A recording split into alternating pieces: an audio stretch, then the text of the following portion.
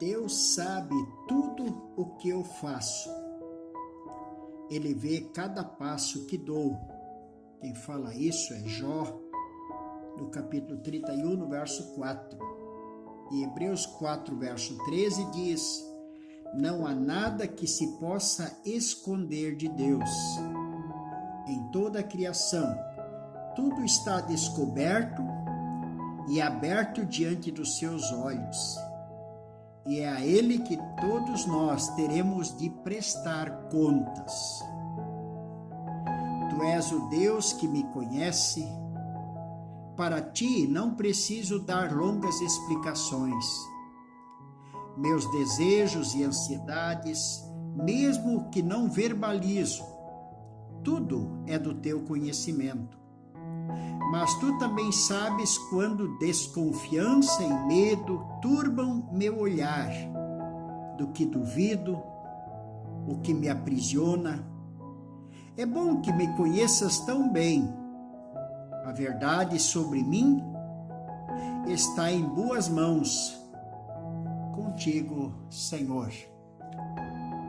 Lembrando do início da minha vida, quando depois de ter sido agraciado pela revelação de Deus na minha infância com 11 anos e ter recaído profundamente nas trevas do pecado, no caminho do pecado, me apaixonado profundamente pelo pecado, mas a graça de Deus não me abandonou mesmo assim.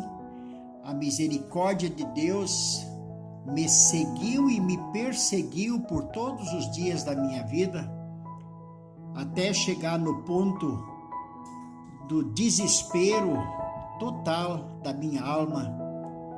E no desespero total da minha alma, eu tive a impressão certa de que Deus teria que me eliminar da terra usando um raio para me matar.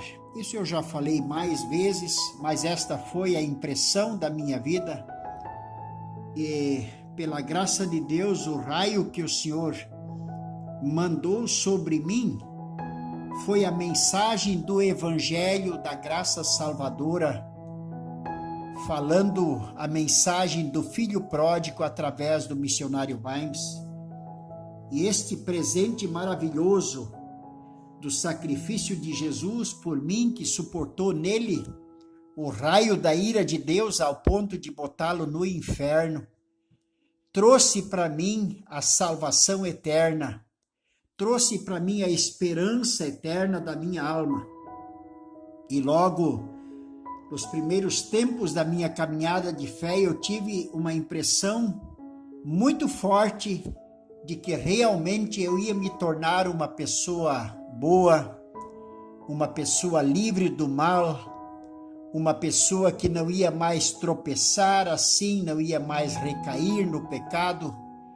Mas no decorrer do tempo, a experiência foi completamente outra. O desejo de fazer o bem, de ser realmente certo, puro, verdadeiro em todos os sentidos estava em mim. Como o apóstolo Paulo diz, o bem que eu quero fazer, eu não consigo fazer, e o mal que eu não quero fazer, isto eu faço, porque o pecado habita em mim. E quando isto foi se tornando de novo claro, que eu continuaria sendo um pecador, mesmo sendo perdoado por Deus, mesmo sendo habitado pelo Espírito Santo de Deus, eu iria continuar sendo ainda, apesar de toda a tristeza que o pecado causa, ainda assim a tentação do pecado sempre está presente. E por muitas vezes na caminhada eu caí nele de novo, eu tropecei de novo. Eu até lembro de um irmão que disse uma vez: a diferença de um crente renascido em Cristo pelo novo nascimento é esta: antes ele amava e corria atrás do pecado, e depois da conversão ele ainda é tentado pelo pecado, mas ele não ama mais o pecado porque ele ama a santidade, mas o pecado corre atrás dele. E isto é verdade, e muitas vezes o pecado correndo atrás, ele ainda alcança o pobre filho de Deus e derruba ele, isso é verdade. Por isso João disse, se dissermos que não temos pecado nenhum, a nós mesmos nos enganamos e a verdade não está em nós. Mas se confessarmos os nossos pecados, ele é fiel e justo para nos perdoar os pecados e nos purificar de toda injustiça. Aí quando eu leio essa palavra, que Deus sabe tudo que eu faço, ele vê cada passo que dou, e não há nada que se possa esconder de Deus em toda a criação. Tudo está descoberto e aberto diante dos seus olhos, e é ele que todos nós, e a ele que todos nós teremos que prestar conta. Quando isso por longo tempo me apavorava profundamente, mesmo depois de convertido, nesses últimos tempos, os últimos anos da minha vida, esta mesma verdade me dá muita paz. Não porque agora eu não tenho mais fraqueza, não porque agora eu não sinto tentações, não porque agora eu não recaio mais do pecado, não é assim, isso acontece ainda, mas porque Deus sabe quanto eu sofro quando eu caio no pecado. E Deus também sabe quanto eu desejo não ser tentado como eu sou tentado. Deus sabe quanto eu desejo não ter maus pensamentos, como muitas vezes eles vêm no meu coração e na minha mente. Deus sabe quanto eu desejaria ser realmente transformado completamente, mas pela miséria que eu vivo no mundo, por este mundo caído no qual eu vivo, eu não posso dizer que isso não acontece, mas a paz do meu coração é saber que Deus realmente sabe da tristeza da minha alma e do grande desejo que eu tenho de vencer o mal que habita em mim, como disse o apóstolo Paulo. Por isso esta palavra me soou forte no coração nesse dia, e eu espero que ela seja também para você uma palavra do céu.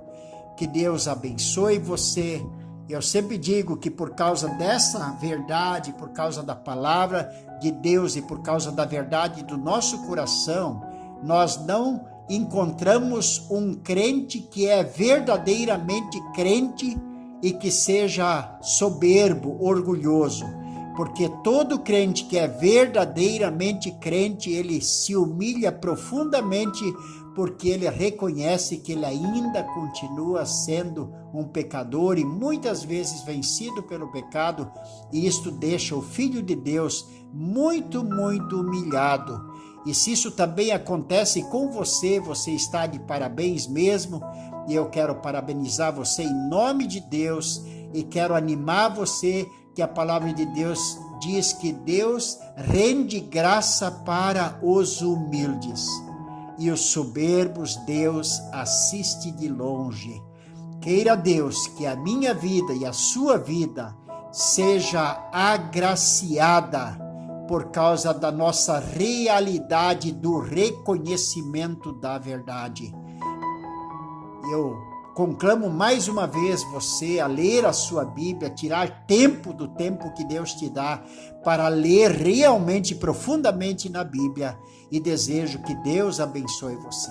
Quem vos falou essa palavra foi o missionário Alair Scheid.